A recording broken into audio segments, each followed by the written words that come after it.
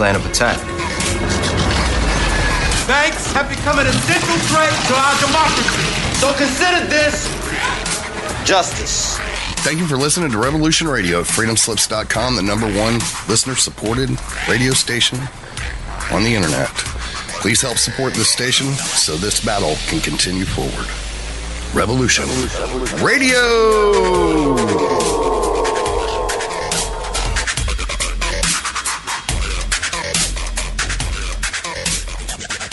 The opinions expressed on this radio station, its programs, and its website by the hosts, guests, and call-in listeners or chatters are solely the opinions of the original source who expressed them. They do not necessarily represent the opinions of Revolution Radio and freedomslips.com, its staff, or affiliates.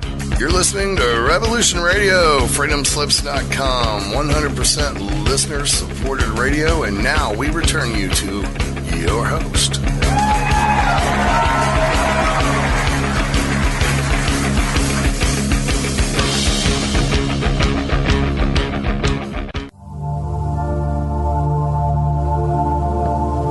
Welcome to Sacred Matrix, a divine paradigm of love and universal consciousness, with your host, Janet Kira Lessin and Dr. Sasha Lessin.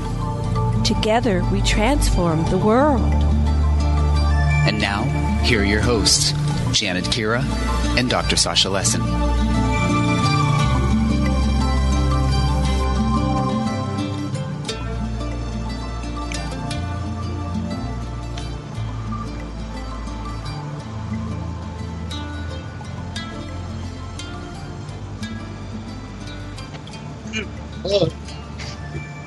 Hello, everybody, and welcome to the Sacred Matrix on Revolution Radio at revolution.radio. And I'm your host, Janet Kira Lessin, with my co-hosts, Dr. Sasha Alex Lessin. And today we have our producer, Thomas Becker. I'm sorry, I was turning down my sound. It was too loud. And we also have our special guest, James-Rink. And I don't know if anybody else is with us. I think that's it today. Yes, okay. The gang's all here. So James is a meditation practitioner, researcher, author, and video producer. And as a former super soldier, James-Rink understands programming and trauma as explained on his online YouTube presence with over 10,000 subscribers. His Super Soldier Talk YouTube series has helped awaken humanity to the secret activities of the covert government, uncovering topics such as brainwashing, trauma, MILABs, which stands for military abductions, and covert harassment, all of which he has had to endure his entire life as a product of Project-Surrogate and Ultra MK MILAB Super Soldier experimentation. And he has a book called Lone Wolf, which chronicles these projects. So I have a bio up for James on aquarianradio.com. I invite you to go over there and read further and see what James looks like. So before we bring on James, and we're very happy to have him here, we're trying to get him for a long time, finally found him. Sasha, Dr. Lessin, what would you like to say? Yeah, James, there's some things I'm really very, very interested in. One of the things, when you, I'm a hypnotist, and when you start uncovering the layers of, people will start with their dreams, and then that will enter into the different kinds of screen memories. And one of the most interesting things are the screen, to me, are the things that the screen memories that MILABs give you to make you think that it was an alien and all this kind of stuff. And I'm particularly interested in how people can tell whether they're all right. doing a MILAB thing. Yeah, you got it. Okay. First of all, we need to look at what these screen memories are. Now, I know there's some information out there about how they insert and cover up certain memories, but this is what it appears is going on. Essentially, there are multiple parallel realities where you are also living and existing at the same time. So what the MIB, well, this is in the case at least with the MIB, the Men in Black, what they do is typically they take memories. Okay, so let's say you were abducted by maybe some Draco, and they did some blood drinking ritual, and they erased your memories and put you back. And then you started, maybe you maybe to what they would do as far as the racial process, they would get memories of when you weren't abducted in the other timeline, and they would superimpose that into your own memories, so that way when you go back into your past, you won't ever remember this, because it is your memories, but it's from another timeline. Does that make sense? That makes sense. It's just that I also want to know, Preston Nichols says at the beginning of the split for a lot of people that wind up in the SSP programs is some sexual trauma, which the people in the Montauk chair actually induced in people. And I wonder if that's being induced in super soldiers too. Well, as far as the process is concerned, I mean, certainly back in the 1970s when Montauk first, well, I wouldn't say it first came online. It was most likely going on earlier than that, but it was really, it was extremely abusive and traumatic back then. Into the 80s and later 90s and going forward into the future, they perfected into a science where they don't necessarily have to traumatize even like physical trauma. It doesn't even have to be sexual trauma, apparently. I'm sure certain groups love that kind of stuff. Certainly like Monarch, they do all that stuff anyway. They don't need to, but they do it. But as far as like inserting memories around, at least when the case with me as a super soldier, what they would do is they would put you in what is known as the 13 cube, and it doesn't exactly look like a cube. I'm not quite sure why. I need to investigate why they call it 13 cube. It actually looks like a pyramid, and it goes over your head, and then there's the pyramid is connected to wires to a computer, and they can change things around from those other timelines. So, it's a very sophisticated process, and there's femto technology involved. They shoot you up with femtonites, which are smaller than the nanites. They don't use nanites anymore. But anyway, it all kind of depends on what direction you want to take this. How do you get free? How do you get out of their programming? Good question. All right, so unfortunately, I think the reason why the ACIO, who I interviewed Peter through the ACIO, and I try to bring give him a lot of time on my shows, and the ACO has access to a very extremely advanced technology. However, I can't recall a time when a representative from the ACO. ACO stand for? Good question. What does Advanced Intelligence Contact Agency. That's the official one. Unofficially, which pretty much everybody uses there, is the Alien Intelligence Contact Organization. But so the thing is, they don't know. They don't know. It apparently, maybe there's some group of ETs out there, maybe some Andromedans or some Palladians who have the technology to reverse what was done. But once you start talking about splitting your consciousness into different clones and avatars, and you've got other parallel realities where you're also doing the same thing, multi-dimensional aspects, it's going to take a lot more than a shrink at that point, and some whatever Zoloft or whatever they do antipsychotics is probably what they want a lot of these right, people. Well. What's Does therapy interesting? help though? I'm asking you a question back to you. Does therapy help when you get somebody like a hypnotist that can take you down and do catharsis and reprogramming? Have you found that to be effective? Yeah, actually, I have. Now, I've done hypnosis a couple times, and every time I've gathered more information.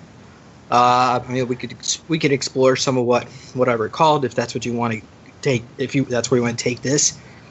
As far as maybe go back a little bit. Sasha launched right into questions about, but I usually have everybody tell their own story for a little bit there, because you're in a slightly different audience right here. So maybe we could take this back a few steps, and then we can go into the details of everything. So let's start with who you are, your first memories of it, how you got into it, when you became aware you were into it, and all that stuff. All right. So I guess this really began for me back in 2005. And around the time, I grew up in I was at that point, I give everybody, tell everybody my age, I was 25 back then. And so I grew up in a very Southern Baptist household. And although my mom, my father's side, they were all into that. My mom, she was more into the new agey aspects of everything. So when I came to a certain age, when I realized when I was falling asleep in church every Sunday, I realized that there's got to be something else out there. So it stopped being interest to me, and that's when I started investigating the Illuminati and so on. And I was investigating numerology. And at that time, I was friends with Nathan Wilder, and he reported some very unusual psychic abilities. Of course, being Southern Baptist, we were always told that was demonic and evil, but I didn't really see him being demonic and evil. Now, Nathan claimed he could now, I did not actually see this. However, I did see he claimed he could see your aura. He said mine was green and gold, and he said he could telekinetically move bowling balls around, and he would also had super strength, and one day I was just joking, so why don't you read up the story about Andy Perot? Now, Andy Perot was another one of these super soldiers that came out of Montauk. If you've looked anything about Preston Nichols and what was going on in the early 90s, he talked a lot of some of the programming that went on at Rochester University there. But so I mentioned that to Nathan, and that's when his so-called alters started coming out, which is the dissociative states of his mind. And each one of these alters, actually, what was really kind of curious is that during the time that I knew Nathan, sometimes we would chat online, basically, and he claimed he would have a friend come over with a different name, and these friends had. But the point I'm trying to get to is that these friends that he was bringing over were actually him, and going into these altars is what appears is what was going on. So he was constantly extremely dissociative. All right, so what happened is I mentioned that, and then he said he rebelled. And then they put him in a white room and they deleted his memories. And then he said he activated my DNA, and then I could do everything that he could do. He claimed that he destroyed the Gray's monetary system, whatever that is. I didn't think they used money, but maybe some kind of trading system, some computers. He said he telekinetically destroyed some planets. Now, they do put these super soldiers into VR type settings, so maybe they can get. I mean, not me, but they sometimes can have grandiose kind of thought thinking processes. But so what? And then at that time, I started getting needle marks. I would wake up. I would sleep in I had a mummy sleeping bag, and sometimes when I would sleep in that thing, I would have claw marks down my shoulder. I would wake up with triangular shaped scabs, 3-pronged needle marks, and then. It happened maybe 2 or 3 times a week. Then it went up to once a day. Then it got up to like 2 times a day. Then one time it was like 7 times a day. So you get the scabs and the scoop marks and all that. I've got tons of pictures that I documented all this over the years. So let's go fast forward to around March of 2005. Nathan messages me. He says that they've captured him and they're holding his essence behind some kind of force field, and that he's holding a power cord, telecommunicating to me through this power cord over the internet to me, what he claims, and then that he won't ever see me again. I guess that's it, and that he's dying. And he said he might be reborn in something else. Well, fast forward after that, I never heard from him again. Fast forward a year and a half later, I found Nathan posting poems on a poetry website about killing women. He claimed he was some entity called Dapuka, and it was very disturbing type imagery he was describing in these poems. So I reached out to him, asked him, "Hey Nathan, what's going on? What happened to you?" And at that point, he never responded to me, but his girlfriend wrote me back and said that Nathan doesn't know who you are.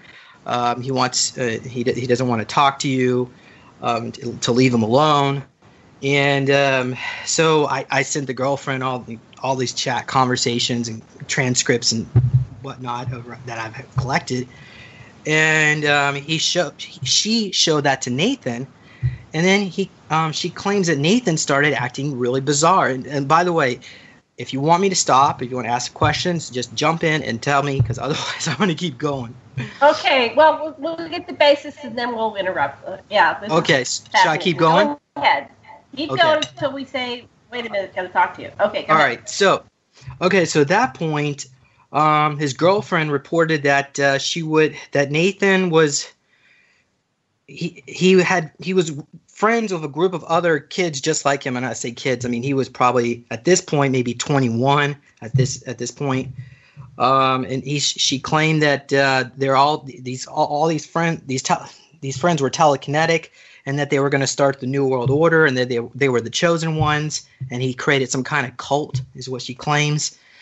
And then she said that she went into his basement and found bottles of embryos labeled Nathan Wilder that apparently the Draco put in there. Well, that was from somebody else. She didn't say the Draco part, but it doesn't make any sense why that would be there, or maybe she's delusional, or maybe she was taken to an underground base and the memories are crossing over. I don't know, because it said basement. Maybe she meant base. But right. She also claims Nathan, when she would wake up at night, Nathan was no longer in the bed, and that she would have needle marks on her, cut marks. She said she woke up one time, glass in her body. And she said she's going into a daze, and and that was it. She never wrote me back anymore. Hey, James, let me just ask, did you actually hear her voice, or might this just have been a correspondence from Nathan pretending to be someone else? Good question. I could not answer that specifically, but I did have other friends contact Nathan, and Nathan claims that the way he views it as that he had some kind of psychotic split, and he viewed me as being unstable. So he thinks that by staying away from me is good for the both of us. But I think he was heavily programmed. Apparently, Nathan and I were together at Montauk. He was in the cage next to me, according to other eyewitnesses. I don't specifically remember that. However, I do remember being at Montauk. I don't really have too much I could even share about what happened to me there. It's not even worth talking. I mean, but of course now we're jumping around here. But essentially, so that's really how it all started for me. And to this day, Nathan still won't reach out or talk to me or anything. But I've been told different things, like going into the future, I came across Adam, and Adam claimed that he started channeling this reptilian named Tian.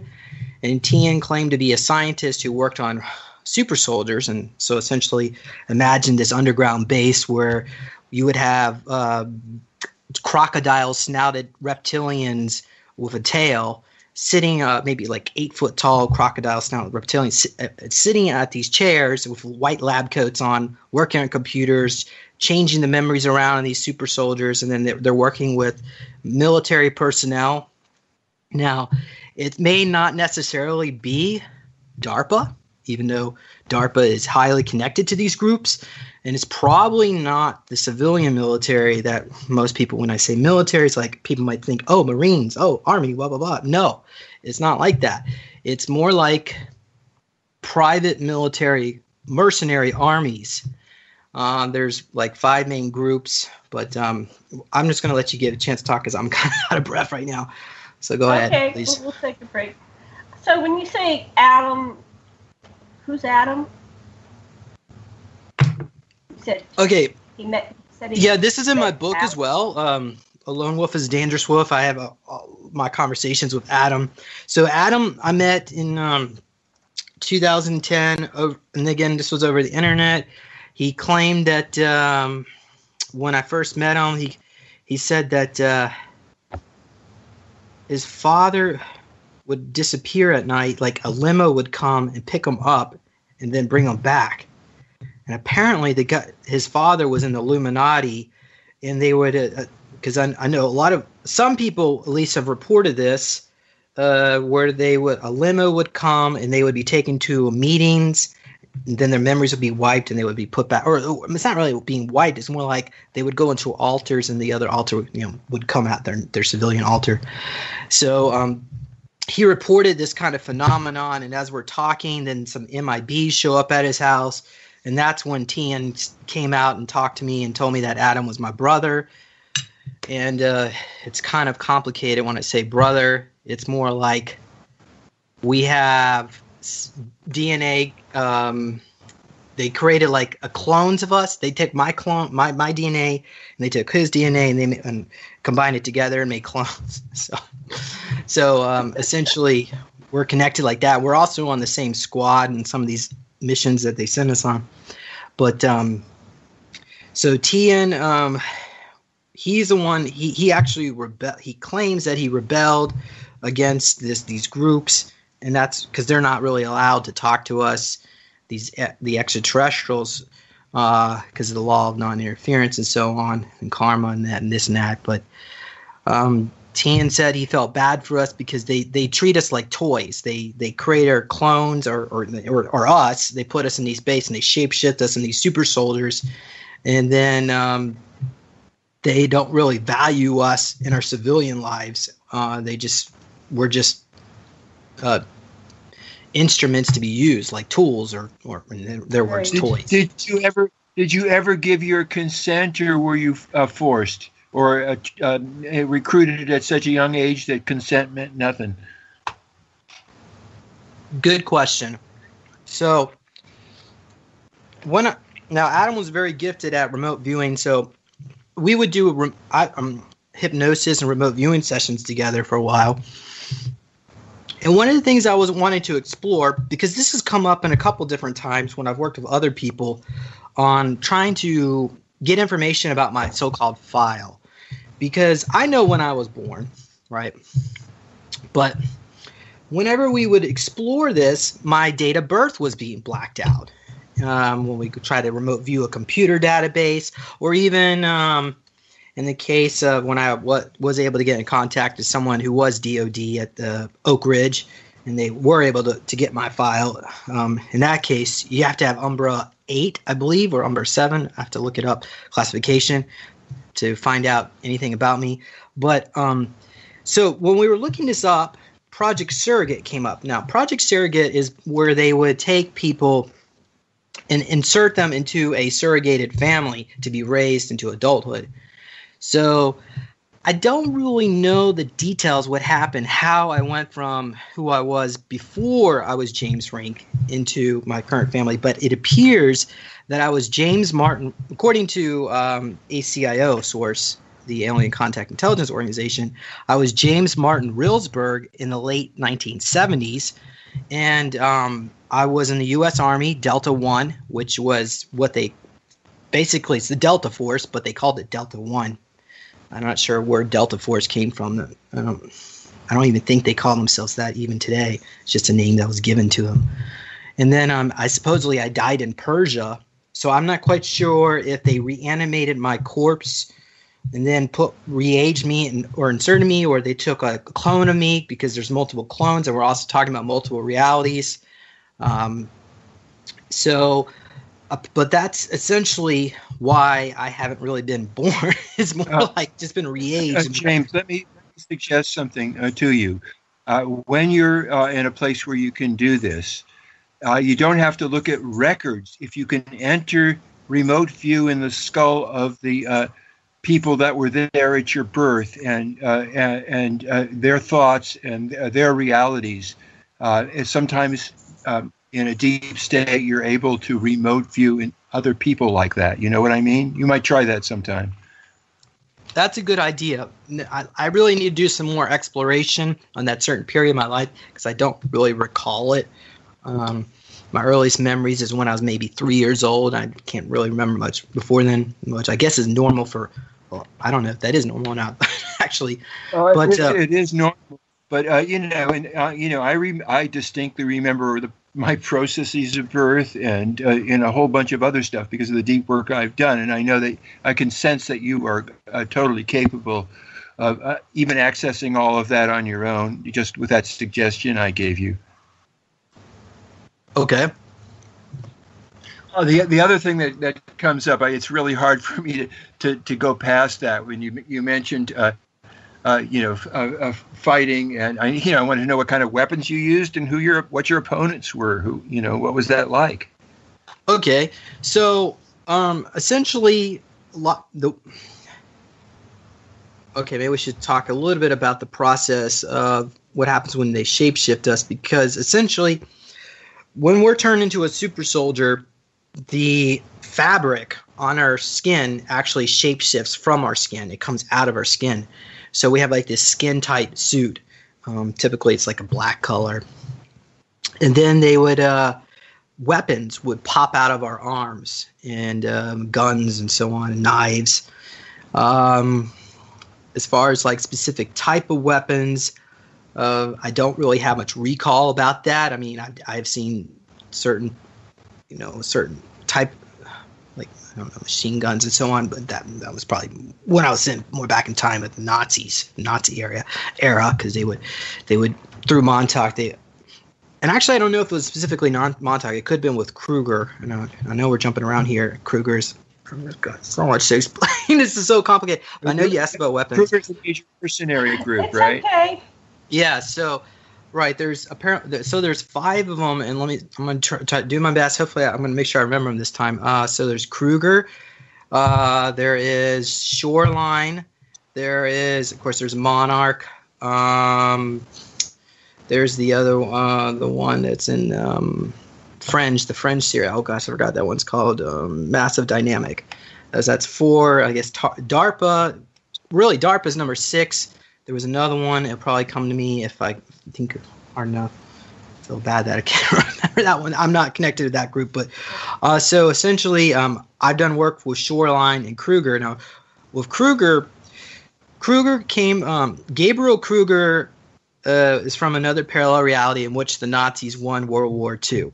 So essentially, what happened is Monarch Solution is responsible for everything that's gone bad, pretty much. The worst of the worst here on this planet. They have an underground dome underneath Toronto. It's actually not.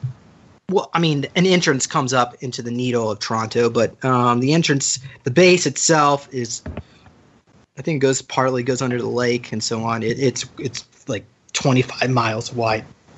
I don't know if that's exact specific, but it would be that large.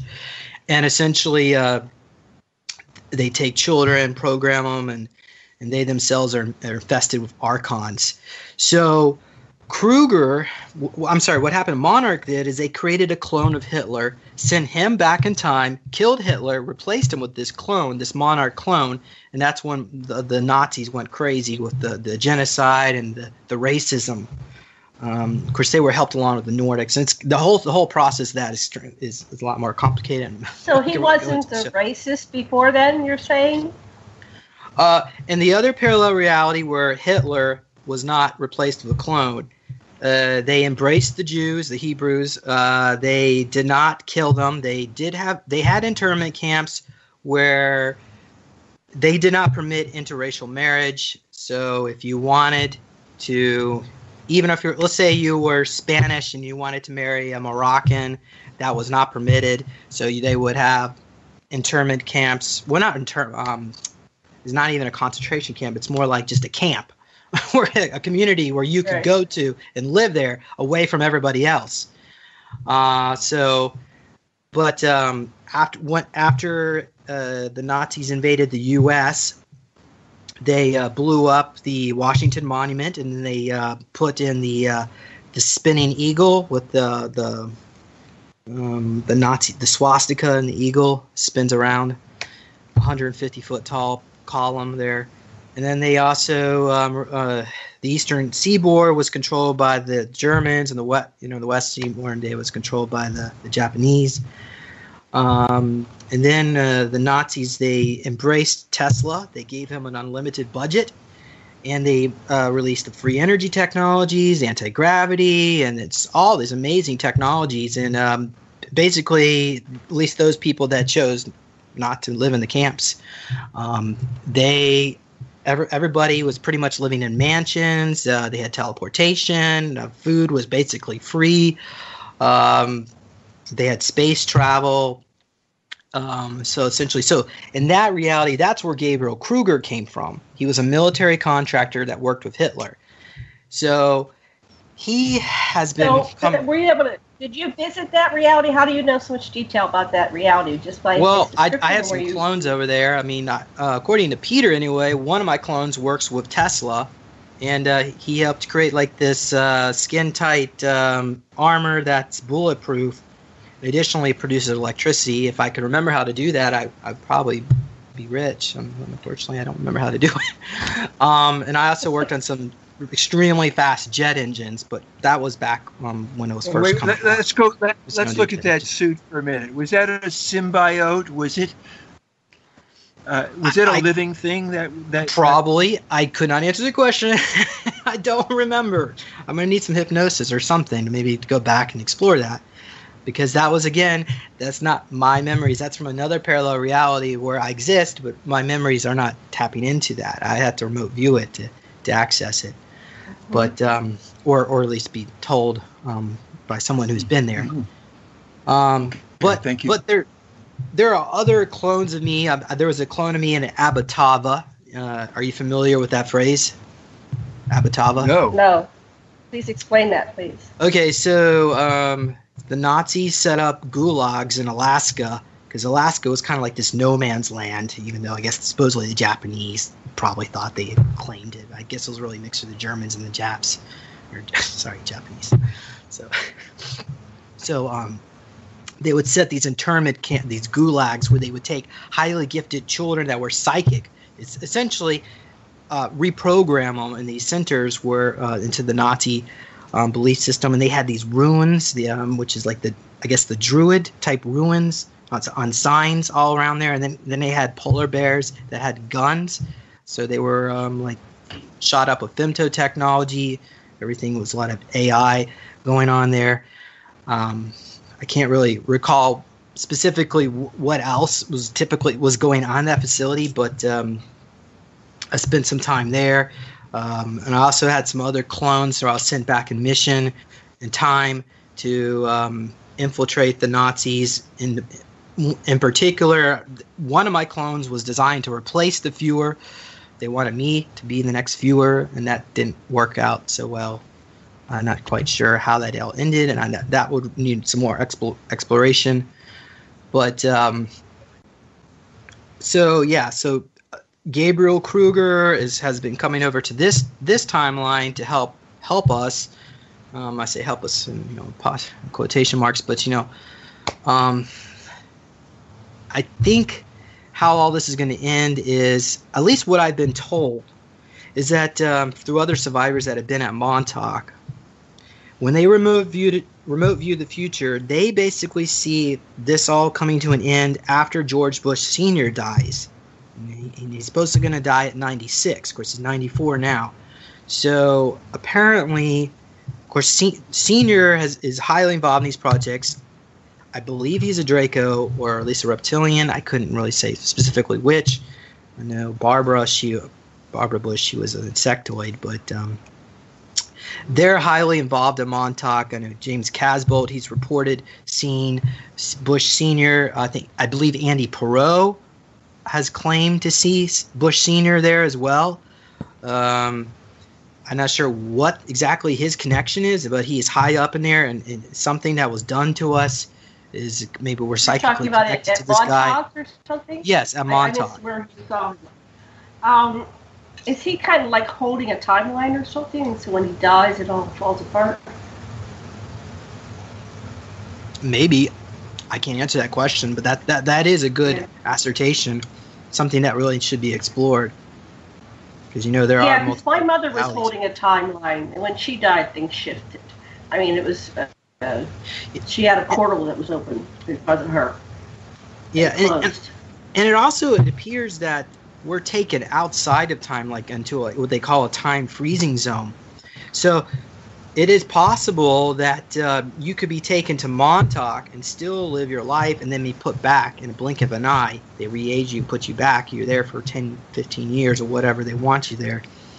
And it's in a time freezing zone, so it's outside of time. So really, there's really no way to really penetrate that area or get to access to it unless you have access to ET technology. So that's why DARPA has been working with Kruger and some of the other ones, of course, Shoreline. Shoreline's responsible for base security at Area 51. Massive Dynamic is basically what they said in the Fringe series, based out of the UK.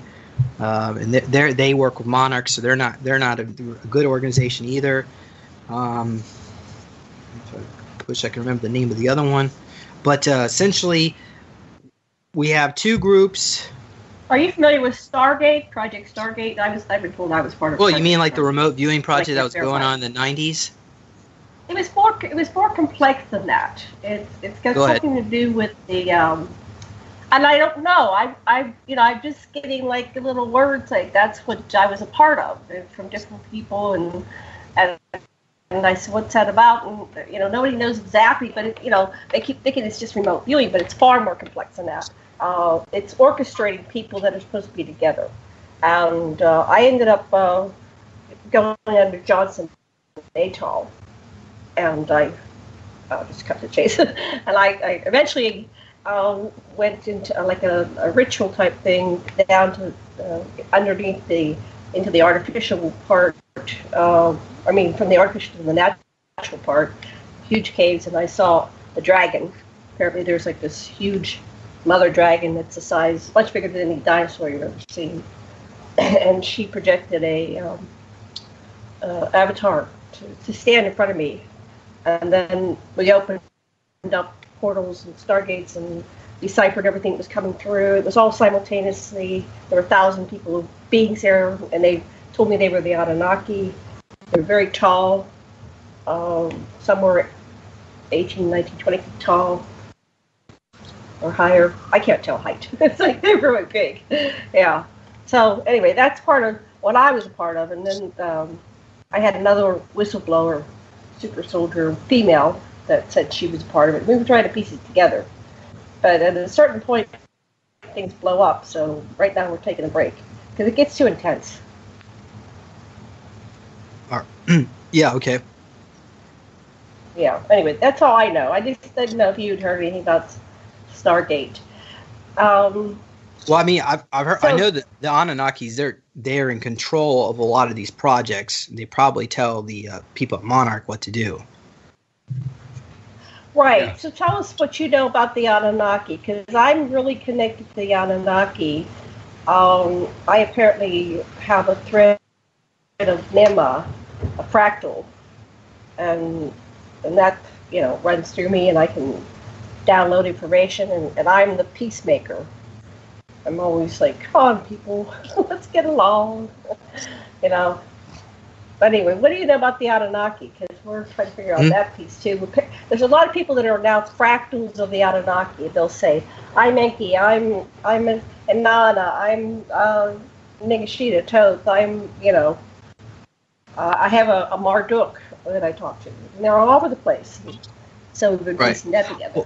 Well, as far as a race, they're extremely advanced technologically. Apparently, they reside within Planet X. They also are very warlike. They enjoy war. However, they don't like to make war amongst themselves. They like to manipulate other races. They like to control them and to subjugate these races and to insert false belief systems. I'm not saying that's describing you, Janet, because there's another group known as the Nephilim, and they were another offshoot of the Anunnaki.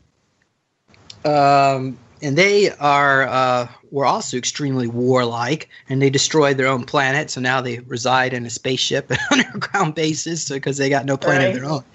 And unfortunately, it appears that I'm connected with that group.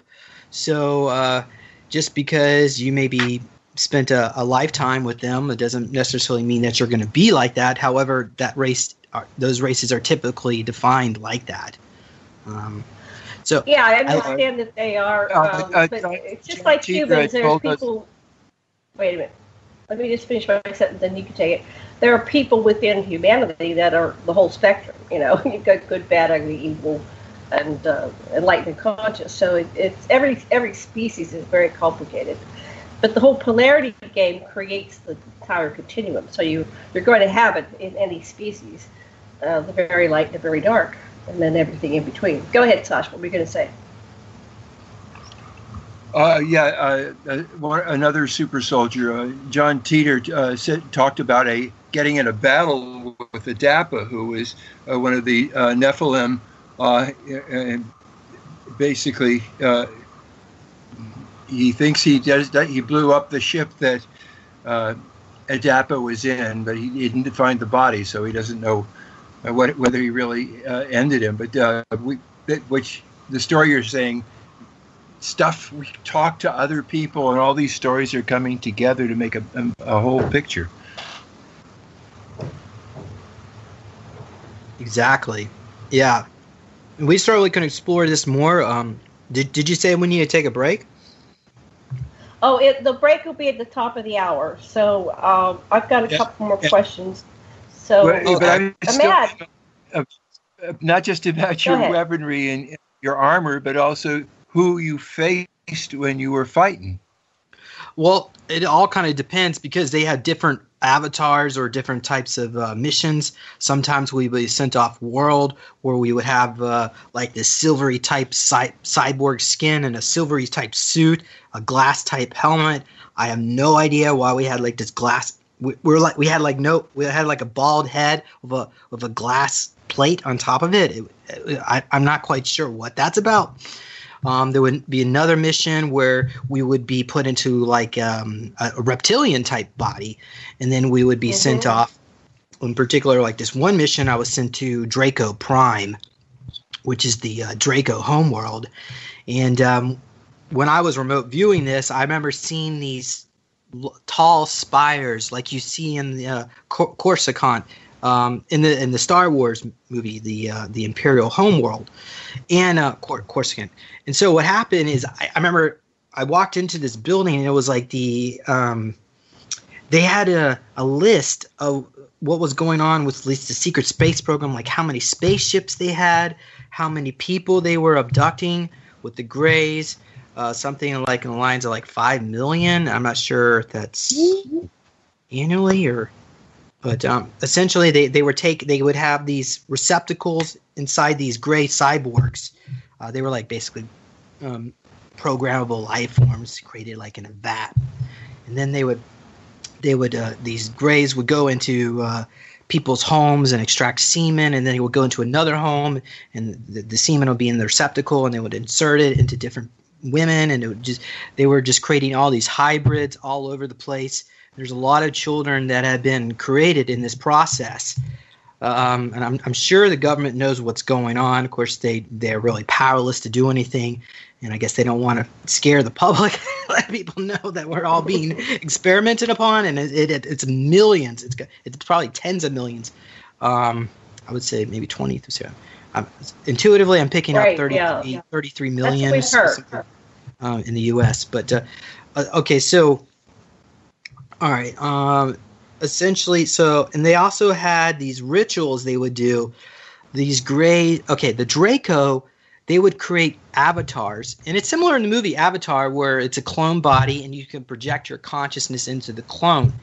And they would do these sexual orgies inside these gray bodies. And then they would kill each other. And they would get this kick from doing that. And then there were some certain groups of Draco who broke away from the main world, and they created their own little sect, and they went off world, and I guess they're living in spaceships now to try to get away from all that.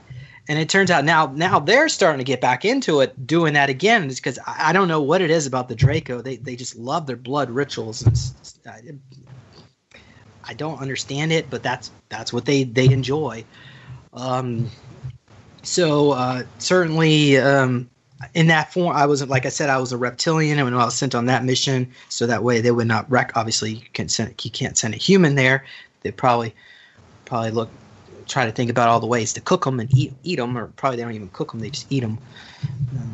Were you ever killed or terribly injured in these fights? There were some missions that I failed at. I died. So yeah. But they do have ways of reanimating you, so it doesn't really matter. They can also put you in regeneration tanks. I'm sure that's happened quite a bit.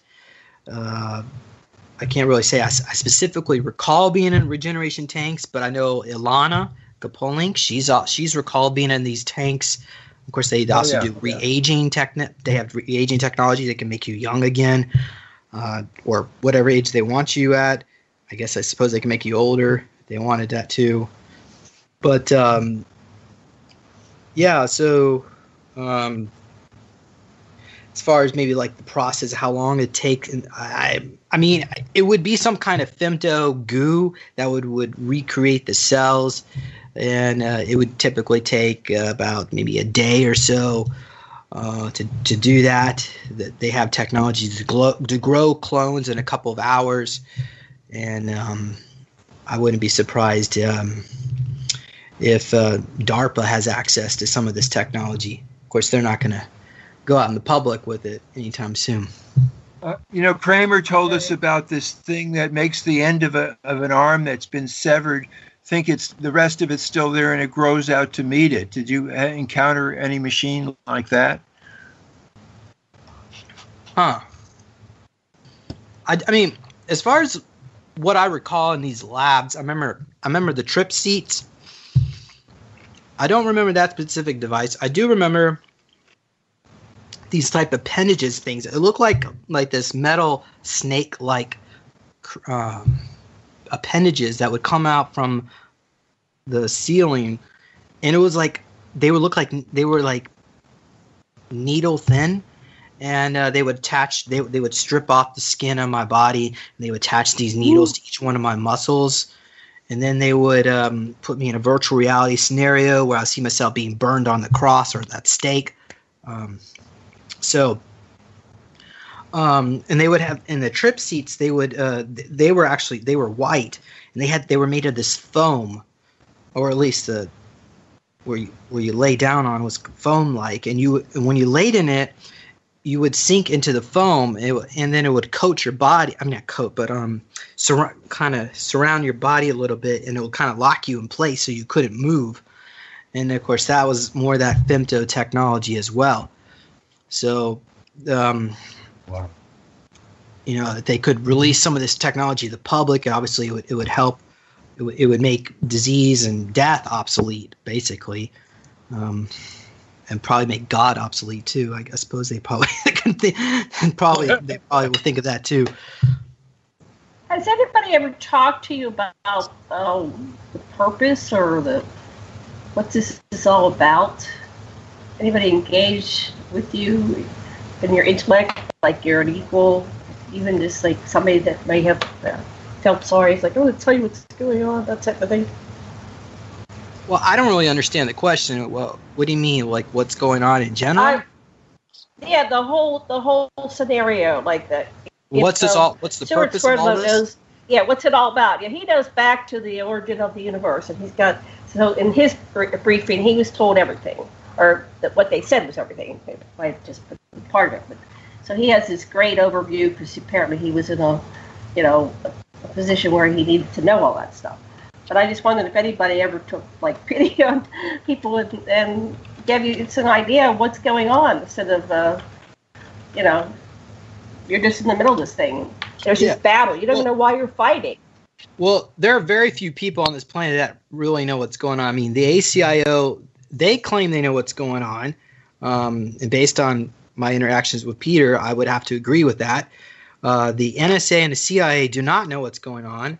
Even DARPA is not really, they get like the leftovers. So like Shoreline and Kruger, they would get all the best technology, or even Monarch, unfortunately. And DARPA just get the little trinkets, and then of course the military just they don't probably get anything. So and of course there's each group has their own agenda. So when you say, well, what's going on, it's not like there's like all of us are being abducted by the same group. It all depends on which group you're talking to. And there's also groups that are outside of time, and there's groups that are from our future. There's groups in other realities. So, who's doing what? It's just too complicated to say. Mm-hmm. Wow. Okay, Sash.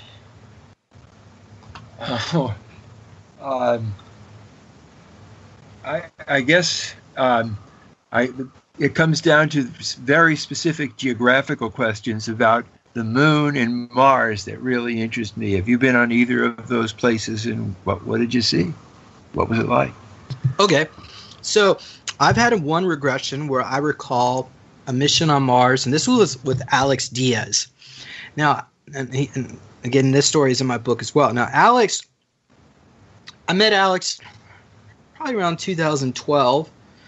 And then I flew out to LA and I met up with him. We actually did an interview together. Now he had he was AKA Bloodstreak, and my code name was AKA Sabretooth, Agent Sabretooth. So and Adam was AKA Dreadnought, and all of us together we were on Alpha Squad 45, at least in this particular memory, and.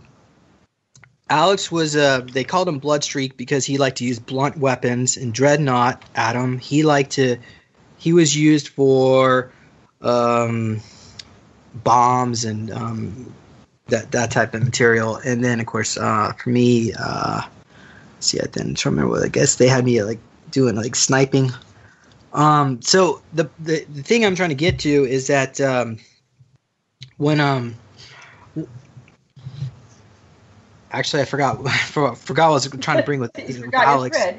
Now I know. Oh yeah, it's a mission on Mars. Mars.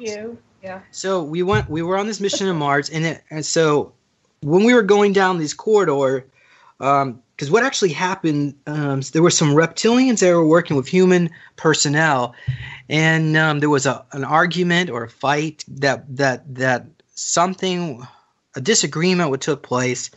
And some of the reptilians killed some of the humans, and then so they had to send us super soldiers in to kill off these reptilians to rescue the humans.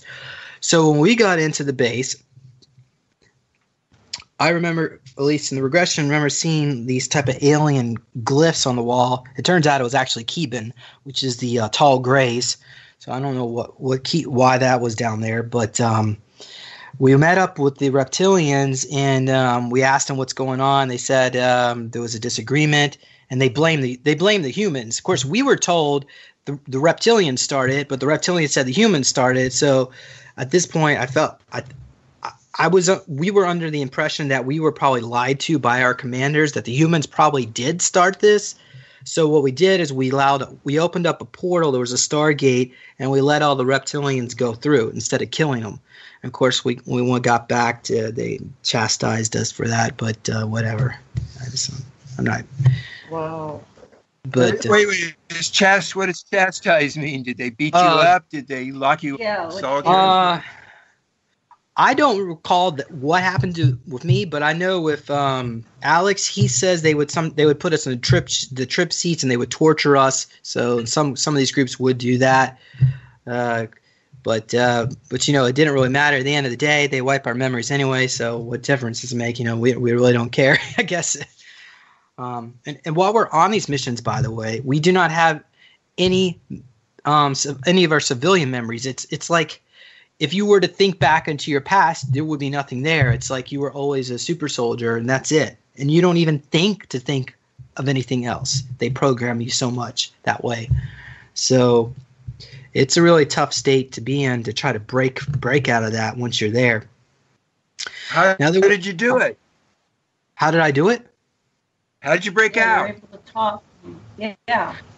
Okay, so that's a good question. Now, I did some exploring in this, and so I'm going to see if I could try to rake my memory, see if I can get it. And I just want to give you a heads up. We are coming up on the break, so whenever we stop, we'll just continue after the break. We have 2 minutes before the break. But go ahead. So they sent me on a mission, and I didn't do – this was back in the 80s, early 80s, I guess. And they sent me back on a mission, and I was supposed to kill somebody or do something they wanted me to do, and I didn't do it. And when they brought me back, they couldn't figure out what went wrong because I'm under total mind control. There's no way I should be able to choose what I want to do. And it scared them so much that they put me into Project Abandonment, or I guess it's called Project Abandon. And that was also in my DoD file.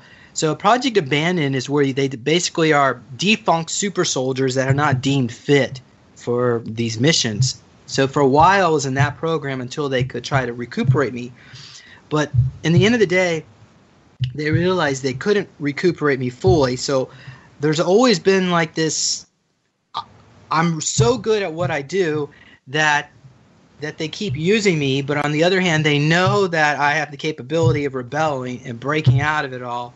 I haven't done it yet as a super soldier, but I've done it as me. I'm sure they don't necessarily like that, but depending on which group you talk to, like Monarch doesn't like it. But it doesn't really matter, because at the end of the day, we're all supposed to get our memories back and go into the fifth dimension, and everything's supposed to be a lot better for us in the future once Trump starts bringing out the truth to the public in his next term election. After the next election. Stuart Swerdlow says that some people never, no matter what their program, they remember. Hold that thought. Yes. Let's hold that thought. We'll be back in 5 minutes after this commercial break.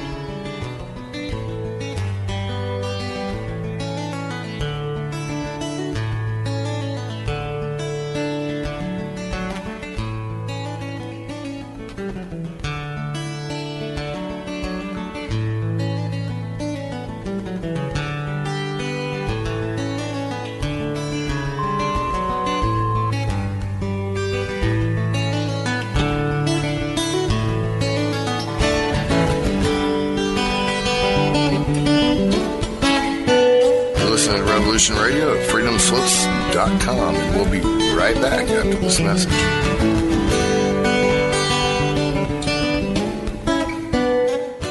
You need some more than speed records in this day and age. You need coverage. Coverage? Oh, you mean them little root weevils that crawl around popping off cameras in your face? Those root weevils write history. Many of you know that quote by Jack Nicholson and A Few Good Men. You can't handle the truth. Well, you can, and Event Horizons will give you those truths. So when you're mad as hell and not going to take it anymore from that memorable CNN network, you'll know just what to do. We will draw you in and become your news addiction at Event Horizons. Join us Monday through Friday from 10 a.m. to noon Eastern Time at freedomslips.com. At Revolution Radio. Our world team members are Dennis Fetcho, John Ilias, David Dunger, Hyla Cass, MD, Melanie Bridgeton, Jim Mars, Paula Harris, John Trallo, Maria Payan, Christopher Husser, DODDS, Jonathan Orchard, and me, your anchor, Dr. Robin Falco. If you decide not to volunteer, it will not be held against you in any way. Sounds dangerous. It is. Very dangerous. Count me in. And that's right here at Revolution Radio, freedomslips.com, where information never sleeps.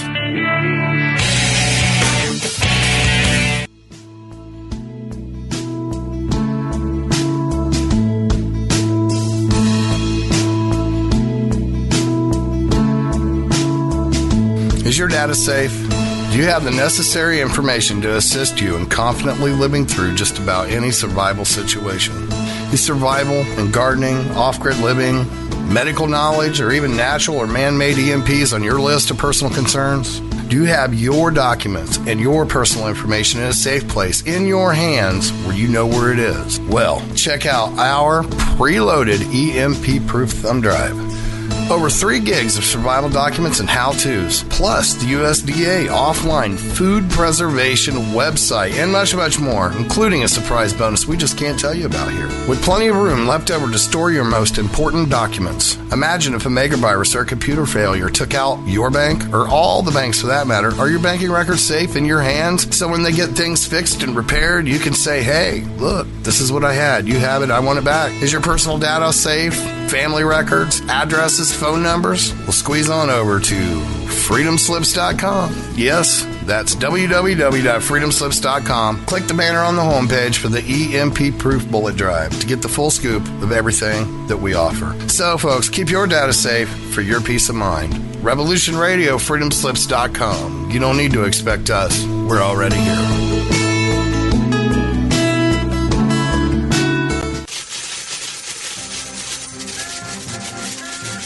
In breaking news, a visiting Syrian diplomat reported today that their population is evolving rapidly and advancing into a fifth-dimensional consciousness. They are seeking peace with all cosmic cultures, which may mean that the Earth will be asked to join the prestigious Galactic Federation of Light Alliances. Please join Debbie West and Michael Hathaway on Lost Knowledge, Saturdays, 3 p.m. Eastern Standard Time in Studio A, for the latest breaking news on the Star Visitors' peaceful contact and the ongoing project of cleansing the Earth. This is the people's war. It is our war. We are the fighters. Fight it then. Fight it with all that is in us. And may God defend the right. Warning! Warning! We gotta stop them! They're gonna kill us all! See how the trouble you've started? Be they the government, be they industry, be they organized labor, be they anyone, or human beings. Time when the operation of the machine becomes so odious, makes you so sick at heart that you can't take part. You can't even passively take part. And you've got to put your bodies upon the gears and upon the wheels, upon the levers, upon all the apparatus, and you've got to make it stop. And you've got to indicate to the people who run it, to the people who own it, that unless you're free, the machine will be prevented from working at all. Revolution Radio at freedomslips.com, the #1 listener-supported talk radio station, throwing ourselves upon the gears of the machine. Revolution Radio, where information never sleeps. You called down the thunder, well now you got it. Right, you tell them I'm coming, and hell's coming with me, you hear?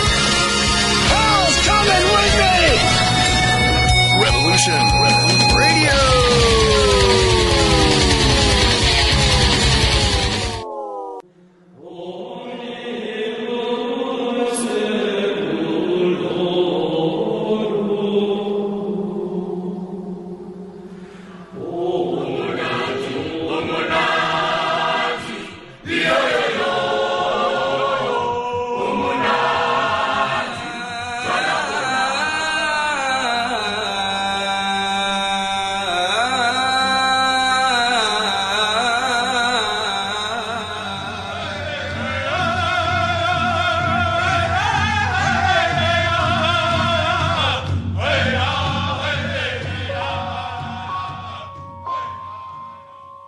Join Revolution Radio every Wednesday, 8 p.m. Eastern Time on Studio B for Momentary Zen with host Zen Garcia at freedomslips.com, the People Station.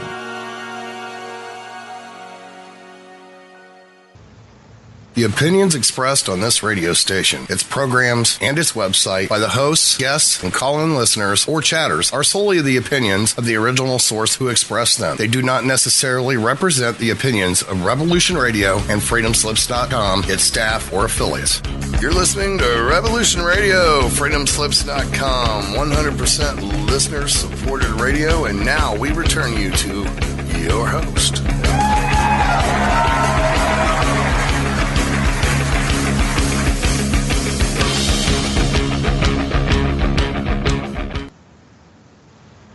Aloha and welcome back. And I'm your host, Janet Lessin. I'm here with my co-host, Dr. Sasha Lessin, and our guest today is James-Rink, and our producer is Mad Painter Thomas Becker. But before we get back to our show, I'd like to remind everybody to please go over to that donation button on revolution.radio and make your donation.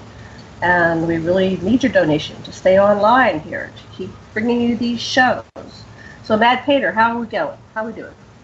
We need 2,600, and we got 1,635. It's the 15th, and we're a little above halfway, so I think we're doing pretty good. Excellent, excellent. Thank you very much, everybody, for your donation. So, I wanted to bring on Dr. Lessin before we bring back James, but at the break, we were going to go into the positive things that are going to happen, and then during the break, we're talking about, wow. See, I want to get out of this negativity. I'm bored. I'm bored with the bores. But, I guess this whole continuum and the polarity gives a lot of souls and beings something to do. Otherwise, what would they do? Play harps all day? So let's talk about that.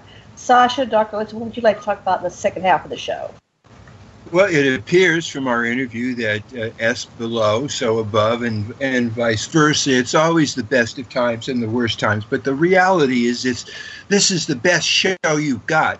Matter of fact, it's the only show. It's also the worst show you got. So I think that, when you look at what's going down, you can say, good show.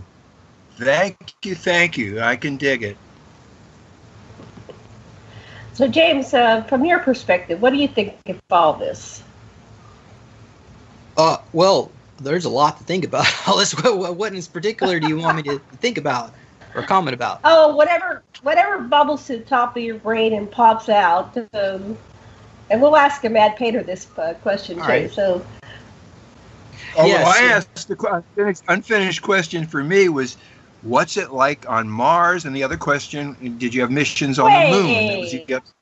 Well, he could go back to that. But all right. Answer the question. Yeah, we'll go back to those things. Okay, go ahead. So I did another regression with Penny Bradley. And in this one, we actually worked together because she recalled a mission with on Mars. She was a pilot on one of these scout ships or some kind of troop transport. And we got off on Mars, and there was a bunker that actually went underground. There were no windows, and I was wearing it was like sandy colored camo. I was a super soldier, and I did have a backpack that had the words Kruger on it, and it looked like the letters were gold color, and it was like in a U. The Kruger was kind of, I think it was an inverted U. I don't know. I have to go back to my notes, but it was curved like that. And Penny, in the regression, she went up to me and she said, "I'm Penny Bradley. I'm working with James-Rink in a regression on planet Earth right now. We want to just talk to you and ask you some questions." And then she said that I turned around and told her to F off. And I walked away. And I apologized to Bradley. I told Penny, I'm so sorry. I'm not like that, but when I'm under all this AI tech, it's not really me. It's just, somewhere I'm in there, but it's like my body's controlled by something else. There was another experience when back in March, when the Monarch children were rescued from the underground bases in the Slovak and Czech area. I got to talk to some of these people that were rescued, and one of them recalled a relationship that I had when I was on the moon. Now, I do remember being on the moon, but my memories were kind of confusing because I recall working on a computer, and I remember going into a room where we see these old mainframe computers, and it just didn't make sense. It's like, but I think what was going on is that they must have sent me back in time, because they have the technology to re-age you and put you back in time anyway. They can send you back to anywhere, and you could be having multiple experiences in the same timeline. I could be fractured so many times as is. So in that one, I remember. Yeah, what's the mission? Okay, so that one, I was talking at this time. Okay, so I'm gonna go ahead and mention the story about John. Okay. John, I met him probably around 2012 or so. Became really good friends, and I mentioned some of my memories on the moon, and he said he remembered me there too because he was there with me. He claims. He said that in this particular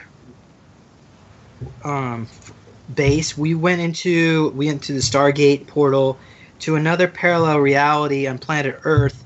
This was a reality because we were trying to get some photos from his childhood, because apparently what happened is that John claims that when he was younger, he remembers crawling underneath the desk in the White House.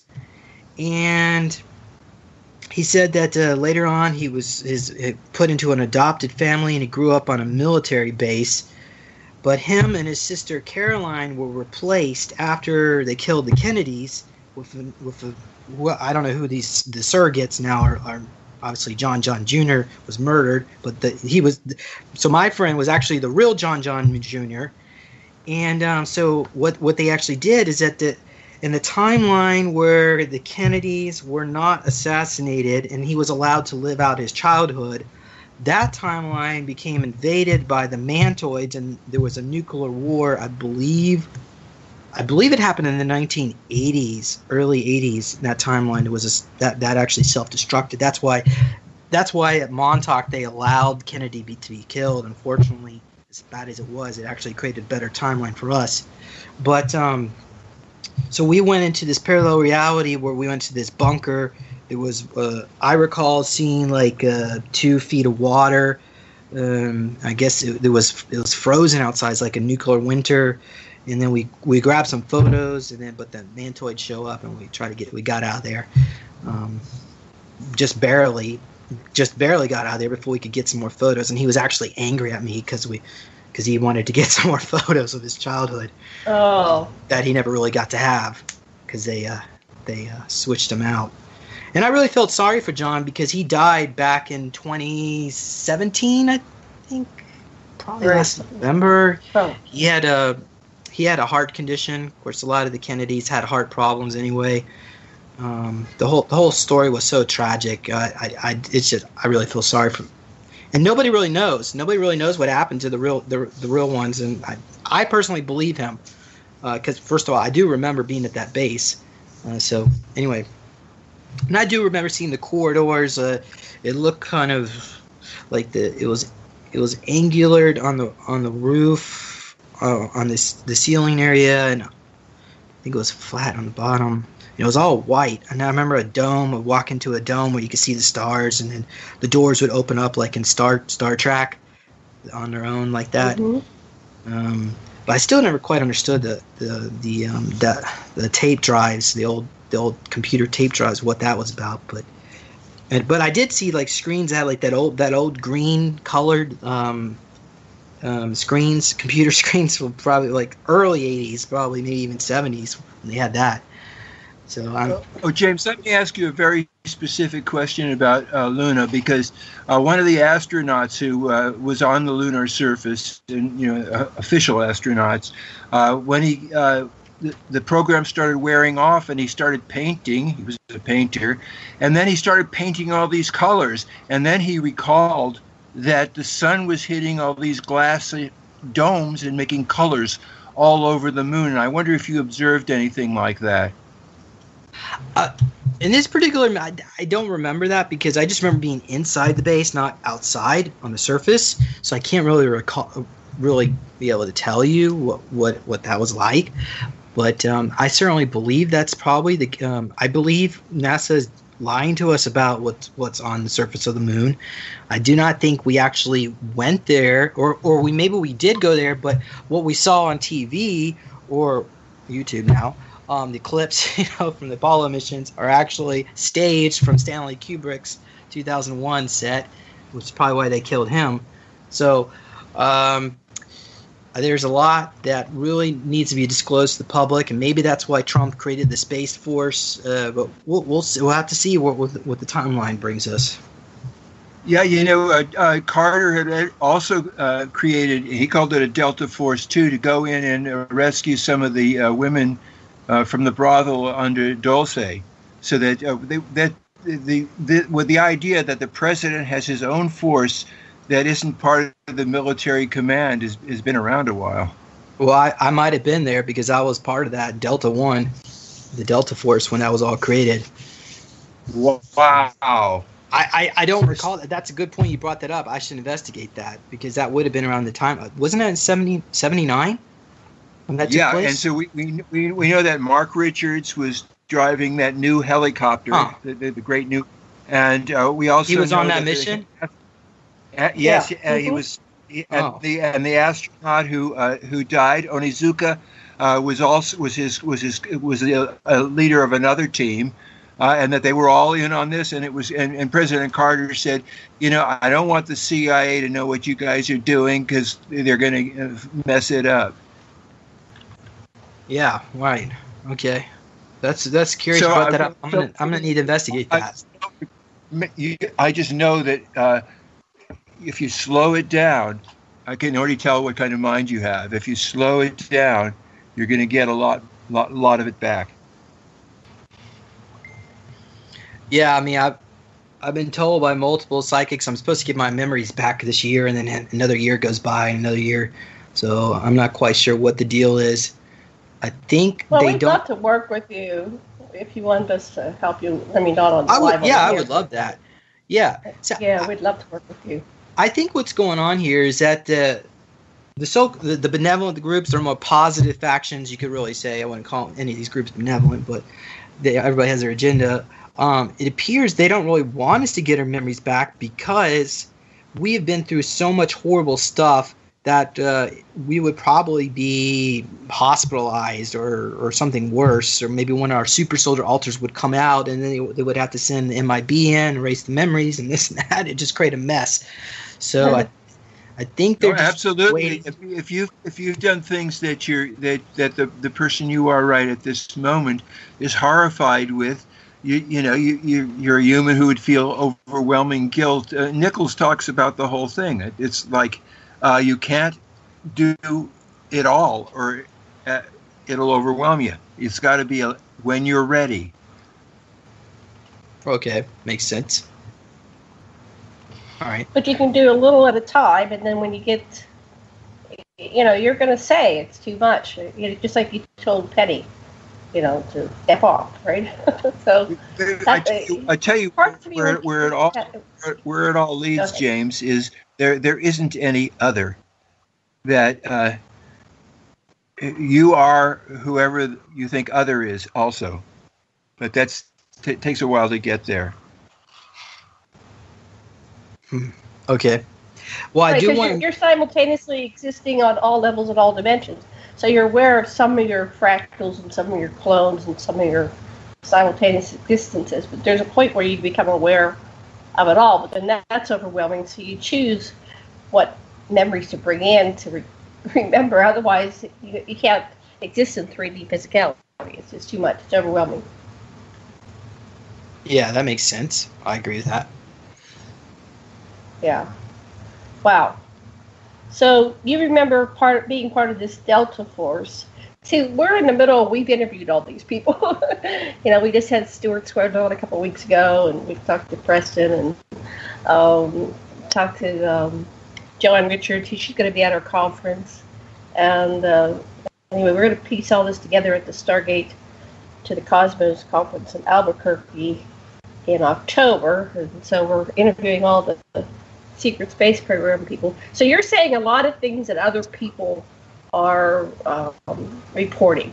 And I don't see anything that's really off the mark with what we're already hearing from all these people. You had a very similar... Go ahead. You get you and Kevin Trimmel had the similar kind of value to the to whoever was out there that you could empathize with and sort of get the information from aliens. Yeah, well, I know. I mean, certainly it appears that there were some reptilians that were helping us. It appears actually that the ones that are more likely to help us were some of these benevolent reptilians, not necessarily the Draco groups, but even like some of the Palladian groups. They were pretty. They were bad as well. The 12D plates with Semiyase. So whenever you hear somebody channeling the Pleiadians and they talk about the 12D Pleiadians, those are the negative ones. They're trying to control us. And then there's other groups out there. I'm trying to recall this specific one, but so everybody has their own agendas, and I really don't think we can count on the extraterrestrials to save us or rescue us. I mean, they certainly maybe are doing something with the environment to keep us all alive and not destroying the planet, which is good, but I don't think they're going to intervene in this particular situation. Because I know, for instance, like the Andromedans, they are extremely advanced technologically. However, they view humans as scary, warlike, and so they don't want anything to do with us, and they're also pacifists. So when, like, for instance, there was a mission that I was sent on recently to rescue some Andromedan children that were in an underground base. So instead of the Andromedans using their own super soldiers, which there are none because they don't make any, because they're pacifists, they had to ask Kruger to go in to intervene and say, could you use some of your super soldiers? And of course Kruger is going to do that. And Kruger, on the other hand, they have a vested interest to keep us in the state that we're in, because they don't want to lose control of us either, because they're using us on these missions to rescue people. So there's no group out there that really has our own best interest in mind, except for maybe this ACIO. I suppose Kruger, they I don't know if you consider the Nazis are here to help us, but apparently they have their own intentions too. That's a turnaround. Yeah. Well, it's obviously so complex, That's why I say that it's really difficult to just lump everybody into a species, and because they're individual souls, and you're coming down into a planet, and you have to have your life there, and your soul essence may be completely different than the situation you find yourself in, but you're there for some reason that you decide to come down, and maybe you're here to rescue, or maybe you're here to try to change it, or maybe you're here just to observe it. Yeah. Be the historian. When you think about Dulce, one of the things is that a reptilian came in at a critical moment with his craft and was instrumental in the escape. So that's confirming the kind of thing you're saying about the diversity. But this reptilian was evidently from Agartha, from under the Earth base. Yeah. Well, like I said, reptilians are usually they're the scientists in these projects. The human personnel are not. According to the reptilians, they're not smart enough to figure out how to make super soldiers. So, of course, they've been doing this for millions of years.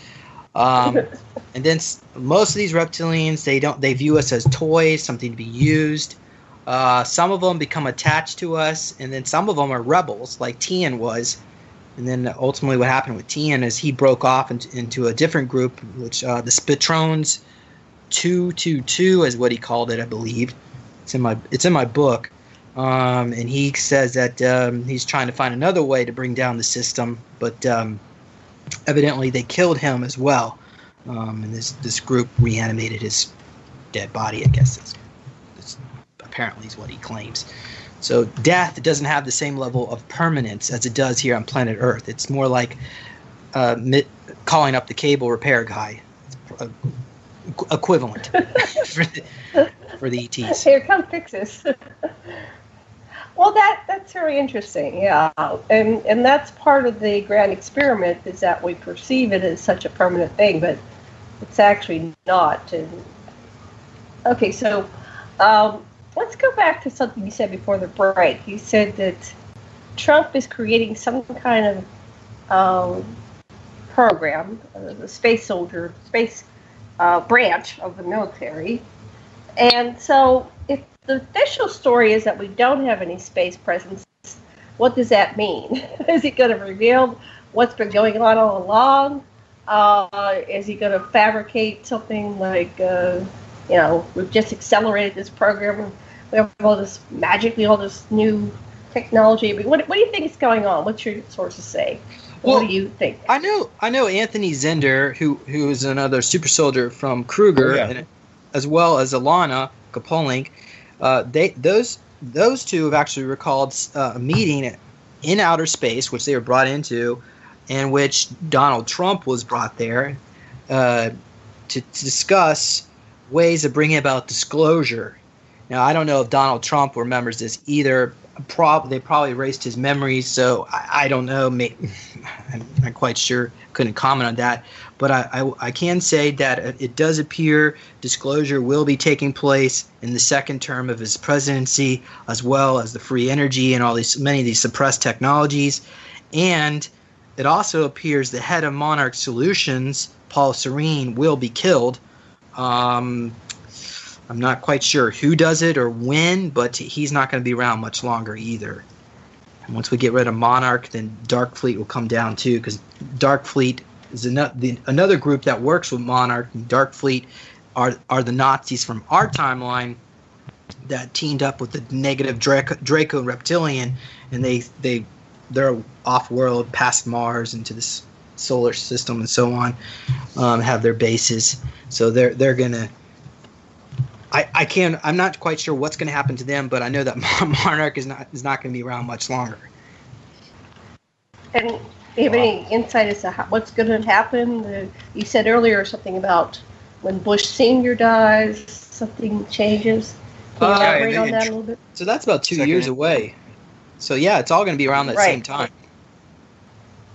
And so you think he'll just die of natural causes because he's old?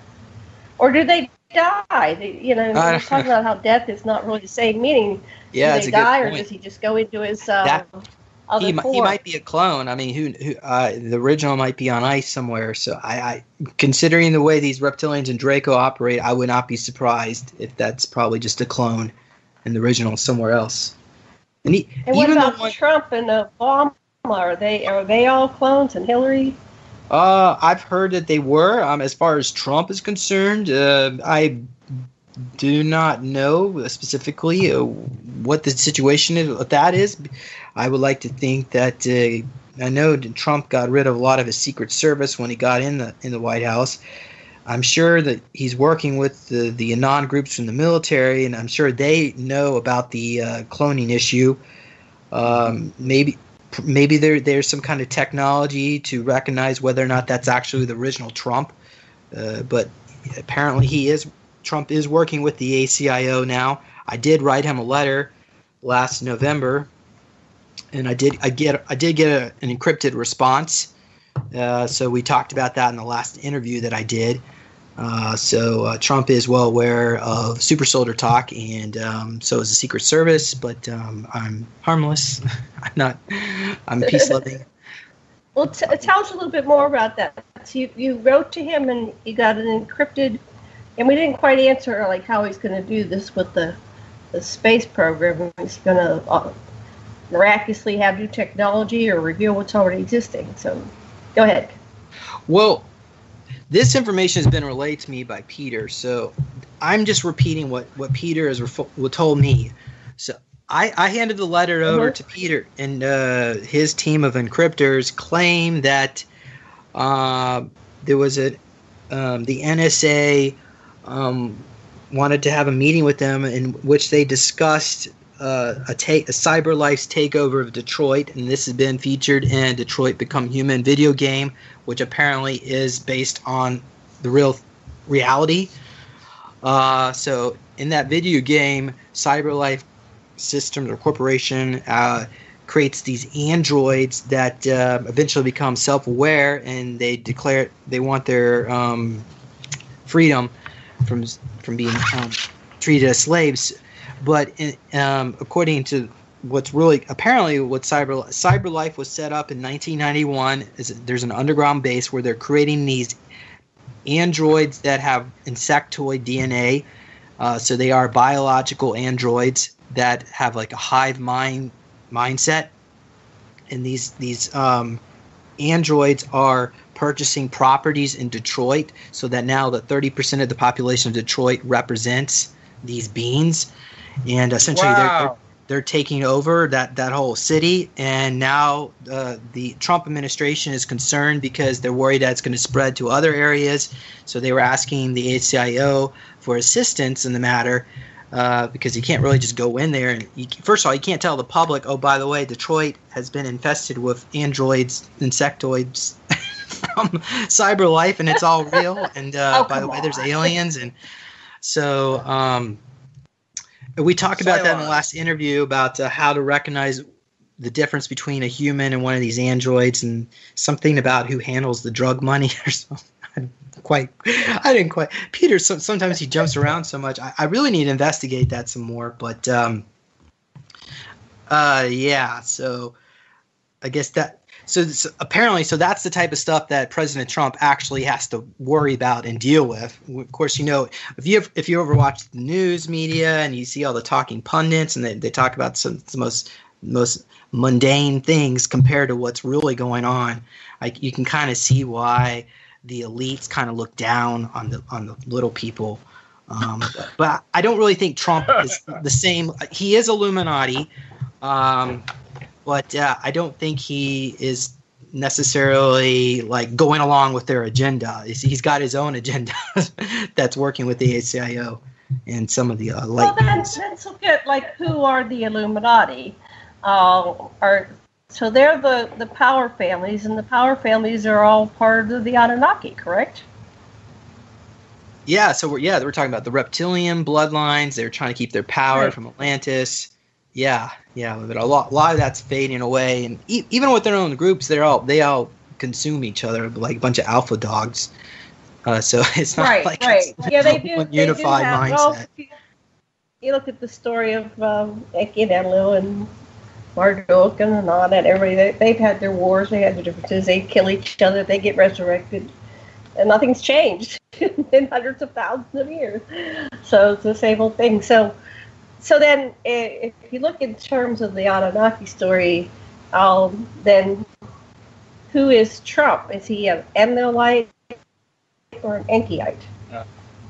There's the two main tribes that have been polarized. What do you think? I can't answer that. I don't know. I'll let you decide. Okay. Well, I can't quite figure it out. But anyway, what do you think, Sash? I think you have a proclivity toward dichotomization. Okay. I was just. Of course I do. I'm in the dichotomy. I'm here. I'm human. I'm experiencing it. All right. Well, okay. Where do you want to go? We've got half an hour. Go ahead. Yeah. So what we could look at is maybe more of the Nazi timeline, because I do want to mention that apparently Donald Trump is high up in the Nazi party in that other reality. I'm not saying not in this reality, but the Nazi-controlled reality.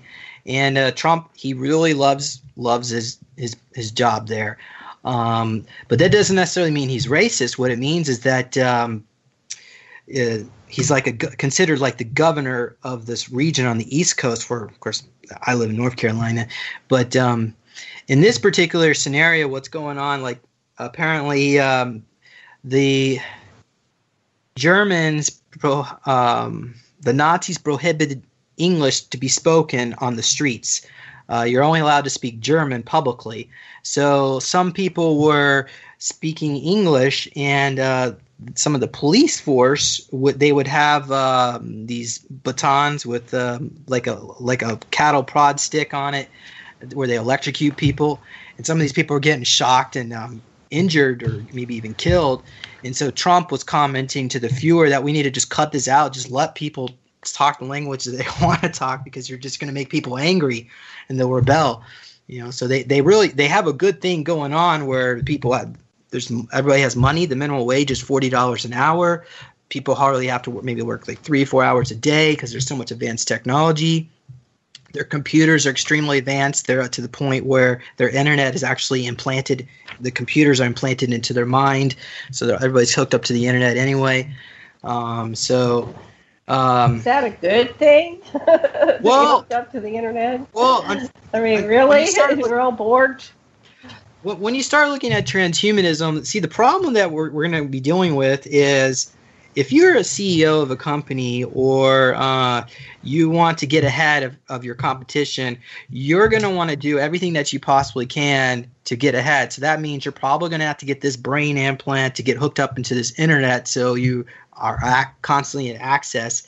So next thing you know, everybody's going to really want to plug into it, except, maybe there's a few people that don't trust it. So you're going to have the haves and the have-nots. And we're going to, as we're going into the future, we're going to see more of that.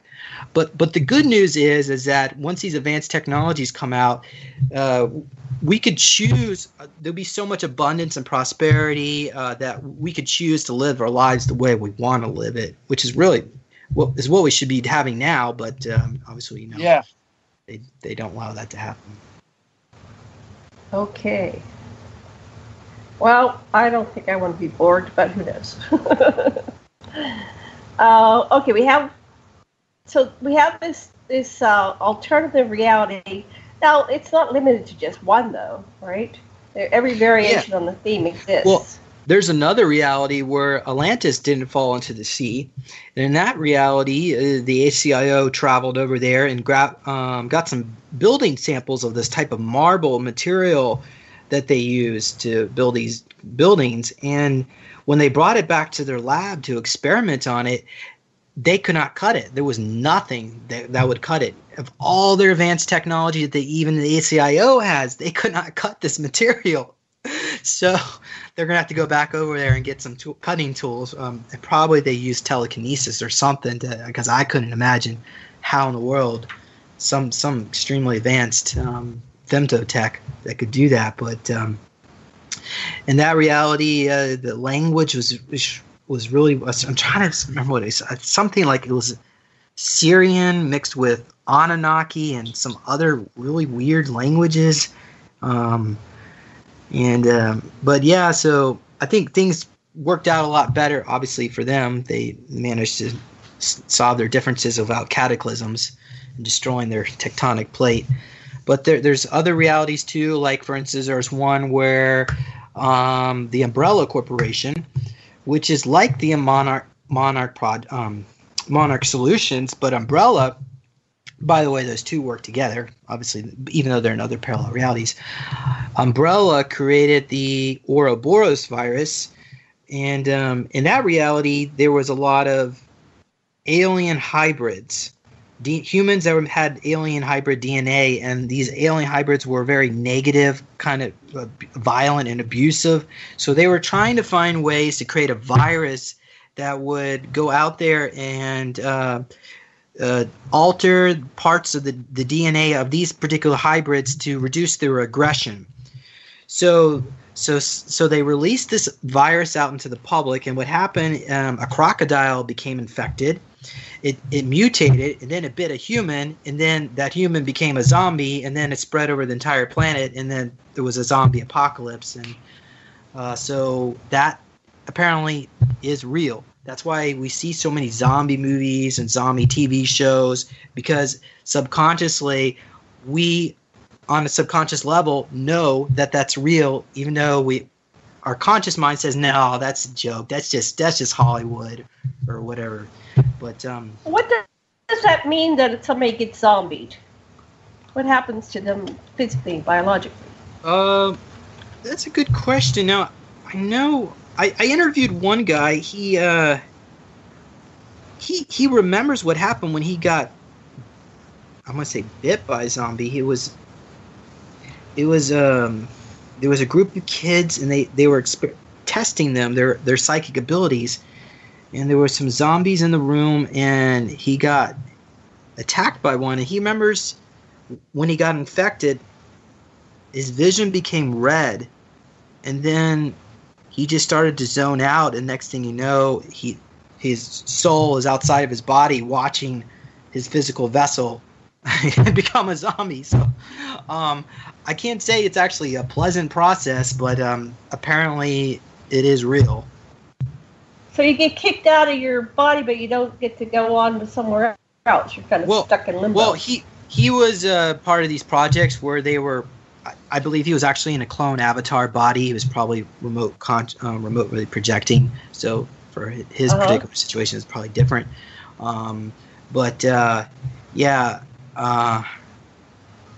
As far as the Ouroboros virus in this timeline, apparently there was a case where there was a case in Miami, and I wonder. I haven't investigated this, but there was a guy that they found him along the highway, and he was like eating somebody's face. I don't know if you remember this story. I remember that. That's when it was supposed to start. He was a zombie.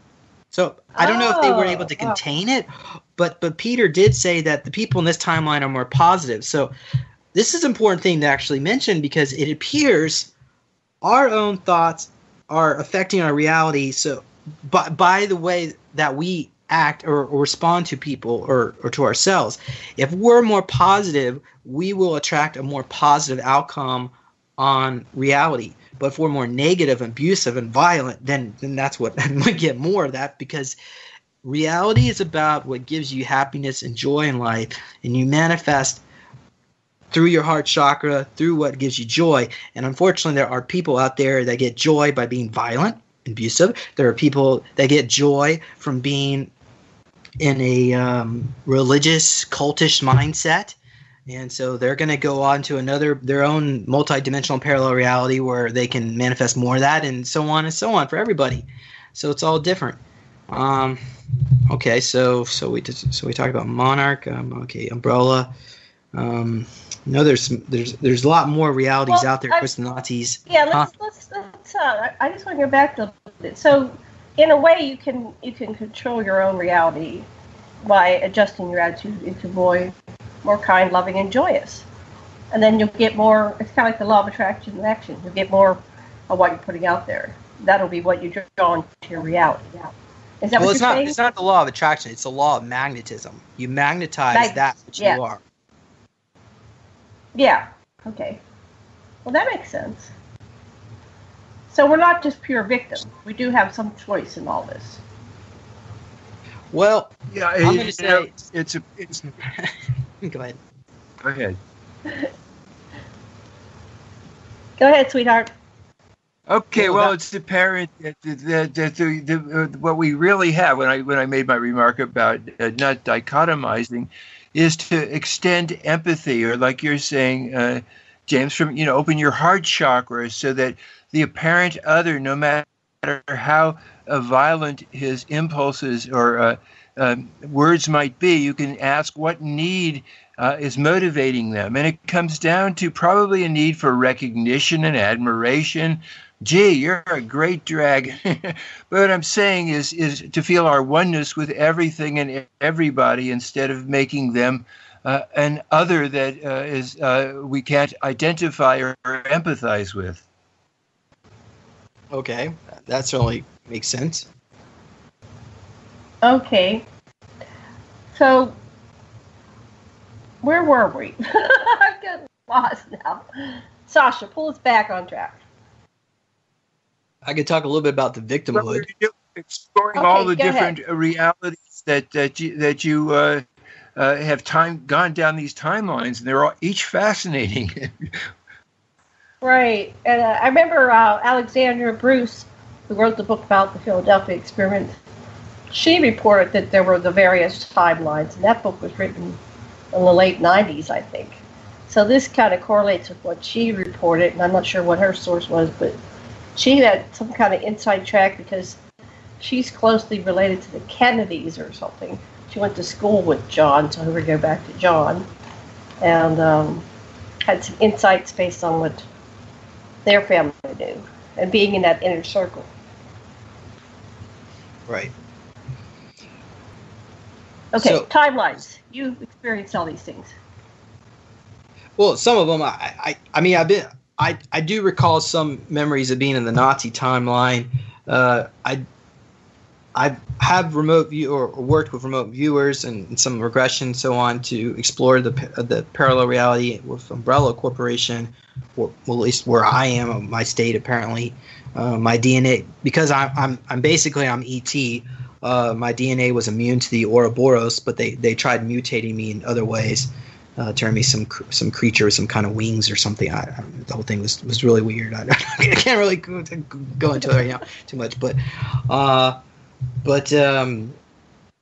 yeah. So a lot of us are over there, and we're living multiple lives at the same time. And if you feel a certain connection to certain beings or entities like the dolphin people or dolphin races, you might be connected to Sirius, or of course some people feel connected to Andromedans or the plates, hopefully not the 12D plates, but if you are, more love and light to you. Hopefully you can break free from them too, because they're also, some of the problem is that our reality is so abusive and so controlling that abuse has gone through reality, and it's almost like a virus. It's infected us so much to the point where we think that we have to that we think it should be part of our life. And unfortunately, the higher up beings that are in control of this reality, people like some of the 12D plates and Semiosse, and even going up into the numbers group, some of these beings are actually immune to the laws of karma. So they're able to do whatever willy-nilly they want. And there's been no repercussions, and God has allowed this to take place. I guess I'm not quite sure. It appears God is in cahoots with these people. I'm not trying to say there's this or that, but it's just it seems like the whole situation is extremely unfair. These people need to be held accountable for what they've done to humanity, but unfortunately, nobody wants to do anything about it. The ETs don't want to get involved. Certainly the people in the numbers group, they don't want to get involved. I mean, they are involved. They're controlling us, but or at least some of the aspects of Monarch and so on. So there, like I said, there's just so much interactions. Really, the best thing you could do is just be positive. If by being positive, you can make your life more positive. So and learn too. That's why you want to listen to the Super Soldier Talk and shows like this, so you can enlighten yourself and hopefully your friends and family around you, if they're willing to listen to this stuff. And of course, a lot of people think it's bunk, but it's, of all the years that I've explored this stuff, the same facts are coming up over and over again, and figures, and some of the memories were cross-correlating with each other. And I just don't see how this could be just some giant delusion, especially when you're waking up in the middle of the night. I mean, waking up in the morning with triangular-shaped scabs and needle marks. That's not something that can just be made up, which I've had for years, and I still get them. Yeah, and it's interesting. So it's obvious ahead, you've been trained and conditioned and gone through experiences to bring you right to this time where you're explaining the larger reality in which we exist. You can the adversity. You're saying, like God must be in league with these black hats, but if the universe is orderly, one of the things Russell Brittinger says is the purpose of all this strife is that to get us to the intellectual level where we can use artificial intelligently, and then you've raised the whole question about whether the Cylons in Detroit are creatures worthy of respect and integration too, and they obviously can breed with us. Anyway, so you've really blown our mind, and I love what you're doing, and it's really stimulating, and I want to thank you. Yeah, you're welcome. So let's see. We went over Dark Fleet a little bit, and then so there's other groups. So this is all part of the Secret Space program. There's the Alliance group, which is a reaction to Dark Fleet. Of course, they're supposedly trying to bring about disclosure. Now, I don't see them doing that because they have their own interests. And then there's another group called Solar Warden. they're controlled by the Rothschilds of the secret space program that's off this planet, and I don't see them coming forward really helping us. So ultimately, it doesn't look good. So I don't know what to tell you. This is why it makes things so hard. I think they need us just the way we are. We serve as their military to some of the species, and we're slave labor and sex labor and food, and we're a resource. And there's no what do you call it, motivation to do anything else with us besides what they're already doing. Yeah. Well, one of so somebody has contacted me that remembers being on Mars. He was Super Tech DSF. So that is on my website, Super Soldier Talk. You can check that out. His testimony or story. And he said that they abducted him when he was 6 years old. They took him out of time to a base on Mars where they would subject him to he was put into some kind of dormitory setting, and of course, a lot of the children there were they had like a bully mentality, as abusive, and they told him that planet Earth was destroyed in a cobalt bomb attack by the aliens. So now his job was to train to become this super tech to run a spaceship to go out like and attack a bunch of aliens like pirates and steal their technology and bring it back to Mars for their projects and programs for their advancement. So they essentially they've been doing this. They spend about 20 years in the what you call a 20-year and back program. And then afterward, during this time, once a week, they'll be put onto a table, get a scan like this, an injection. So they were mapping the aging process, and then they would put on. So then he said at the end of his 20-year term, the Nazi scientist pulled him aside and told him that I'm sorry, I just turned the microphone off because everything's recorded there. We're going to send you back in time. Planet Earth hasn't been destroyed, by the way, and we're sorry about this. And then so he was sent back, and then he had a lot of PTSD-like symptoms until he started getting his memories back. And I've been trying to get him to come forward as well. So these stories are just are becoming more and more common out there for a lot of people that have had these experiences. And it really needs to be recognized. These people that have been through these traumas, and they need to be given the recognition and appreciation for what they've gone through, and to not be abused by the psychiatric system and so on in this country, or even just heckled, just sharing their experiences, because it's not really fair for them. They suffered horribly through the trauma and torture during their period of the secret space program, some of them anyway, and then they come back and they're mistreated as well.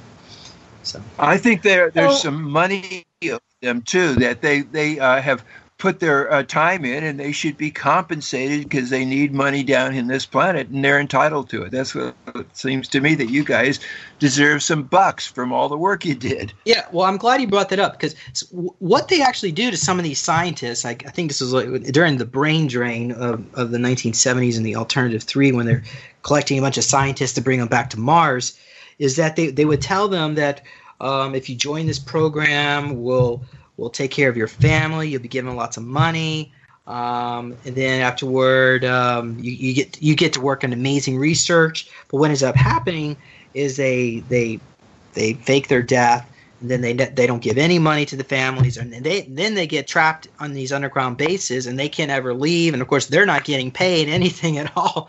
But not that it really matters, because they have their own breakaway civilization. And you've got like food replicators, teleportation, all this. Why would you need money? Why would you need to go out in the public sector anyway to buy stuff? So, yeah, the whole mindset of money really needs to come to an end and replace with something better. And that would also help with disclosure as well. What do you think is better?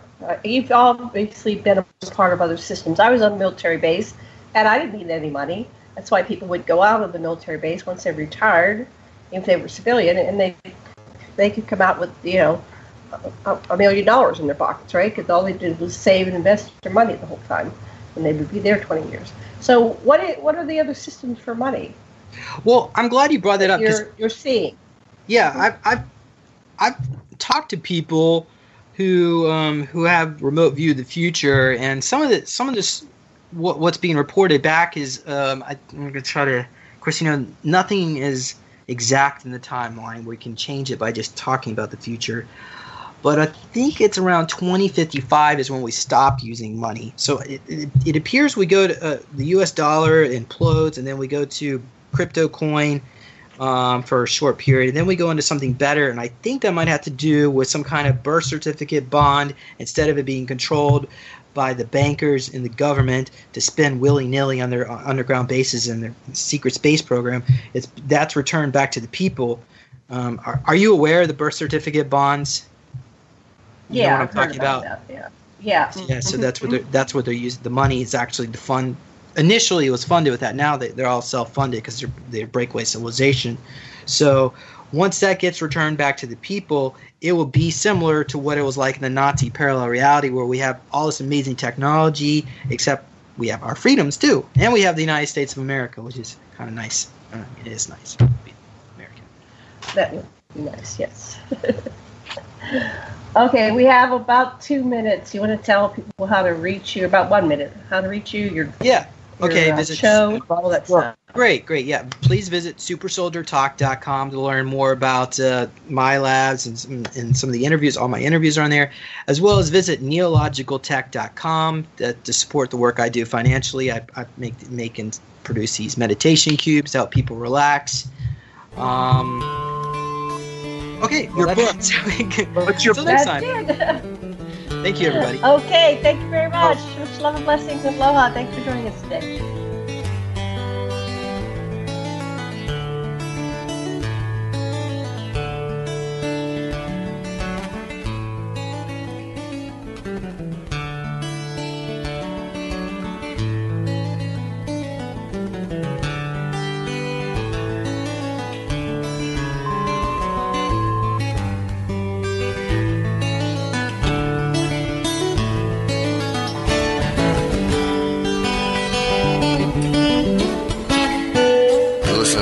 Radio at freedomslips.com, and we'll be right back after this message.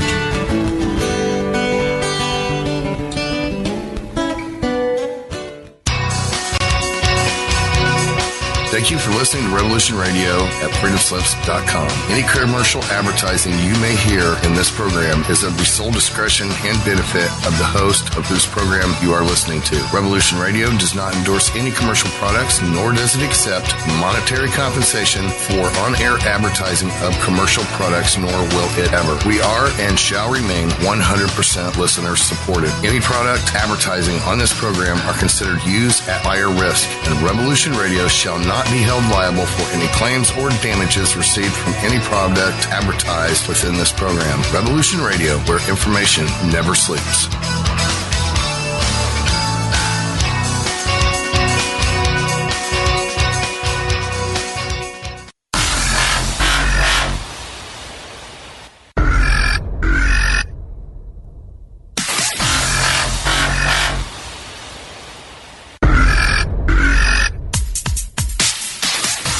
Thanks for tuning in to Revolution Radio. Here at Revolution Radio, we are listener-sponsored and commercial-free, but there still are bills to pay.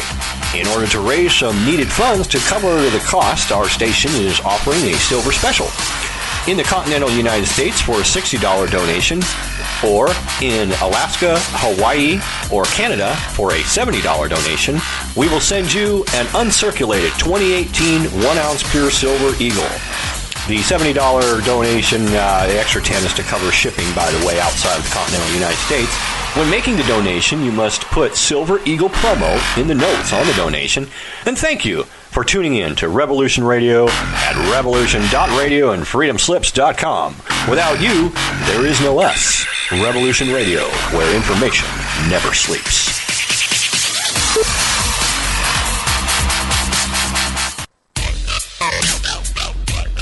Take a look around, kid. What do you see? Homes being foreclosed, People working 2-3 jobs just to put food on the table and still drowning in debt. Don't get me wrong. This country was founded on great ideals and principles. They've all been ruined by the banks. Open your eyes to banks that are robbing you. You know who my favorite president was? Who? Thomas Jefferson. Because he saw all of this coming and tried to stop it. He fought the banks. JFK too, and they killed him for it. The banking institution is more dangerous than an army, he said. He also said that every generation needs a revolution, Jimmy.